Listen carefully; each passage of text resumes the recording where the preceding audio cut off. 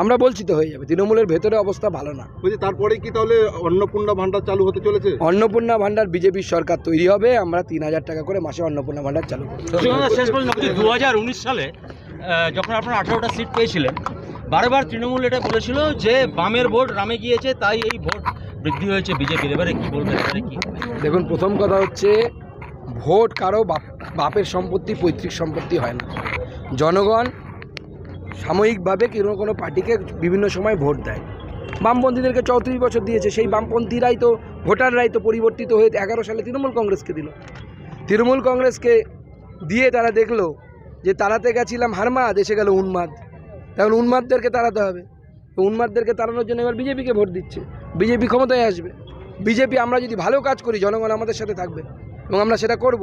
আর আমরা যদি খারাপ কাজ করি বা ভালো কাজ করতে না পারি, জনগণ আমাদেরকে ছেড়ে অন্য কারো কাছে চলে যাবে। এটাই তো গণতন্ত্র, এটাই স্বাভাবিক না? আরে রাষ্ট্রপতি নির্বাচন কমিশন কাউকে মানে না, তারা আবার দ্বারস্থ হবে। নাটক করছে এখন। সন্দেশখালীর ঘটনা থেকে চোখ ঘোরানোর জন্য করছে। 600 থেকে 700 জন এফিডেভিট করেছে, তারা মিথ্যে এফিডেভিট করলো। আচ্ছা, 164 হয়েছে। 164 কি? ম্যাজিস্ট্রেটের সামনে পীড়িত মহিলা তিনি নিজে গিয়ে স্টেটমেন্ট দিয়েছে। মনে রাখবেন, 164 কিন্তু চেঞ্জ করা যায় না।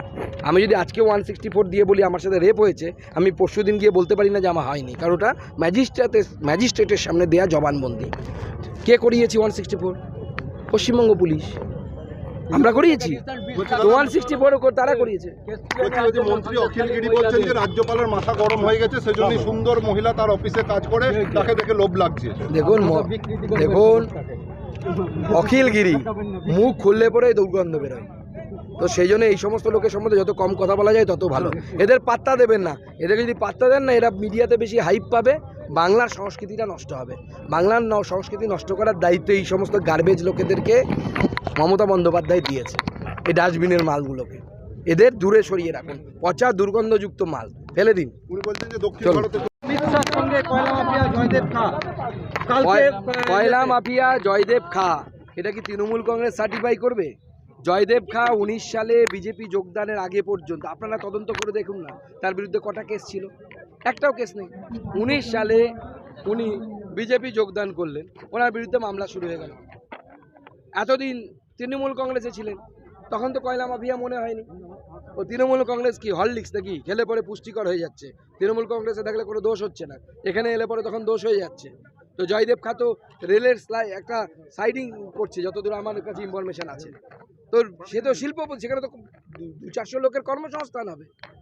কে তৃণমূল বলছে? আরে চোরের মায়ের বড় গলা, যার নেতার বিরুদ্ধে অভিযোগ কয়লা চোরের, সোনা পাচারের অভিযোগ যার নেতার বইয়ের বিরুদ্ধে, যার বিরুদ্ধে অভিযোগ হচ্ছে গরু পাচারের, সে লোককে সার্টিফিকেট দিচ্ছে।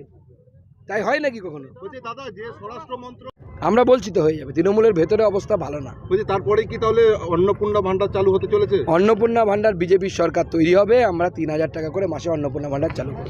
শেষ পর্যন্ত 2019 সালে যখন আপনারা 18টা সিট পেয়েছিলেন, বারবার তৃণমূল এটা বলেছিল যে বামের ভোট রামে গিয়েছে, তাই এই ভোট বৃদ্ধি হয়েছে বিজেপির। এবারে কি বলবেন? এবারে কি দেখুন, প্রথম কথা হচ্ছে ভোট কারো বাপের সম্পত্তি, পৈতৃক সম্পত্তি হয় না। জনগণ সাময়িকভাবে কোনো পার্টিকে বিভিন্ন সময় ভোট দেয়।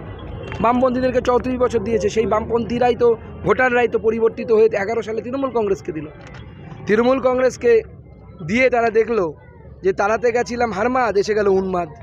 তখন উন্মাদদেরকে তাড়াতে হবে। তো উন্মাদদেরকে তাড়ানোর জন্য এবার বিজেপিকে ভোট দিচ্ছে। বিজেপি ক্ষমতায় আসবে। বিজেপি, আমরা যদি ভালো কাজ করি জনগণ আমাদের সাথে থাকবে এবং আমরা সেটা করব। আর আমরা যদি খারাপ কাজ করি বা ভালো কাজ করতে না পারি, জনগণ আমাদেরকে ছেড়ে অন্য কারো কাছে চলে যাবে। এটাই তো গণতন্ত্র, এটাই স্বাভাবিক না? আরে রাষ্ট্রপতি নির্বাচন কমিশন কাউকে মানে না, তারা আবার দ্বারস্থ হবে। নাটক করছে এখন। সন্দেশখালীর ঘটনা থেকে চোখ ঘোরানোর জন্য করছে। 600 থেকে 700 জন এফিডেভিট করেছে, তারা মিথ্যে এফিডেভিট করলো। আচ্ছা, 164 হয়েছে। 164 কি? ম্যাজিস্ট্রেটের সামনে পীড়িত মহিলা তিনি নিজে গিয়ে স্টেটমেন্ট দিয়েছে। মনে রাখবেন, 164 কিন্তু চেঞ্জ করা যায় না। আমি যদি আজকে 164 দিয়ে বলি আমার সাথে রেপ হয়েছে, আমি পরশু দিন গিয়ে বলতে পারি না যে আমার হয়নি, কারণ ওটা ম্যাজিস্ট্রেটের সামনে দেয়া জবানবন্দি। কে করিয়েছি 164? পশ্চিমবঙ্গ পুলিশ। আমরা করিয়েছি তো 164 তারা করিয়েছে। মন্ত্রী অখিল গিরি বলছেন যে রাজ্যপালের মাথা গরম হয়ে গেছে, সেজন্য সুন্দর মহিলা তার অফিসে কাজ করে, তাকে দেখে লোভ লাগছে। দেখুন অখিলগিরি, মুখ খুললে পরে দুর্গন্ধ বেরোয়। তো সেই জন্য এই সমস্ত লোকের সম্বন্ধে যত কম কথা বলা যায় তত ভালো। এদের পাত্তা দেবেন না, এদেরকে যদি পাত্তা দেন না এরা মিডিয়াতে বেশি হাইপ পাবে, বাংলার সংস্কৃতিটা নষ্ট হবে। বাংলার সংস্কৃতি নষ্ট করার দায়িত্ব এই সমস্ত গার্বেজ লোকেদেরকে মমতা বন্দ্যোপাধ্যায় দিয়েছে, এই ডাস্টবিনের মালগুলোকে। এদের দূরে সরিয়ে রাখুন, পচা দুর্গন্ধযুক্ত মাল ফেলে দিন। উনি বলছেন যে দক্ষিণ চলুন। ভারতে চলছে কয়লা পাচার, এটাও বলেছে তৃণমূল, অল ইন্ডিয়া তৃণমূল। দেখুন, কয়লা আমি তর্কের খাতিরে যদি ধরে নিই, তৃণমূল কংগ্রেস যেটা বলছে, কয়লাটাকে হাওয়ায় উড়ে উড়ে যায় নাকি? এই রাস্তাগুলোতে সিকিউরিটি নাকা চেকিং কে লাগায়? পুলিশ লাগায় না কেন্দ্রীয় বাহিনী লাগায়? এই যে নাকা চেকিং আমি দেখতে পাচ্ছি, পুলিশ দাঁড়িয়ে আছে, তো কেন্দ্রীয় বাহিনী তো কোথাও নেই। ভোটের জন্য কিছু কেন্দ্রীয় বাহিনী এসছে, এরা তো থাকে না। তাহলে এরা কীভাবে অ্যালাউ করছে? তো স্লিপ দেওয়া হচ্ছে, আমরা জানি তো সব। ওখান থেকে টাকা পাই, ভাইপোর কাছে টাকা যায় মাসে মাসে। কয়লা মাফিয়ারা ভাইপোর নির্দেশে এইটা চালাচ্ছে, এবং ঠিক ভোটের কয়েক মাস, কিছু মাস আগে থেকে, 4 মাস 5 মাস আগে থেকে এটা বেশি করে হওয়া শুরু হয়েছে। সিরিজ ধরে বিভিন্ন মিডিয়াতে এসছে, আমিও নিজে বলে গেছি যে কারা কারা করছে, নামগুলো আপনারা সবাই জানেন, কোন কোন কয়লা মাফিয়ারা হ্যাঁ, প্যাড দিয়ে হয়তো এখানে, এবং ওই প্যাডে পুলিশেরও ভাগ আছে। সিআই তদন্ত করছে, অপেক্ষা করুন না। আজকেও তো অস্ত্র উদ্ধার হয়েছে, কি বলবেন? বিজেপি রেখে এসছে অস্ত্র?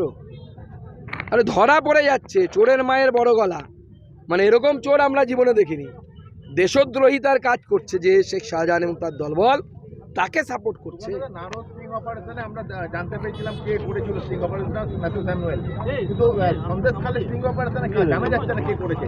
দেখুন, স্টিং অপারেশন যেই করুন, পুলিশ এটাকে তাদের ভিপিএন ইউজ করে। ভিপিএন মানে হচ্ছে আপনি কোন আইডি থেকে দিচ্ছে, কোন দেশ থেকে, এটাকে মাস্ক করা যায়, একটা ভিপিএন সফটওয়্যার হয়, সেটা দিয়ে পুলিশ করেছে। তারও তদন্ত সিবিআই করছে। ওই পুলিশ অফিসারও বাঁচবে না, আমি পরিষ্কার বলে দিলাম।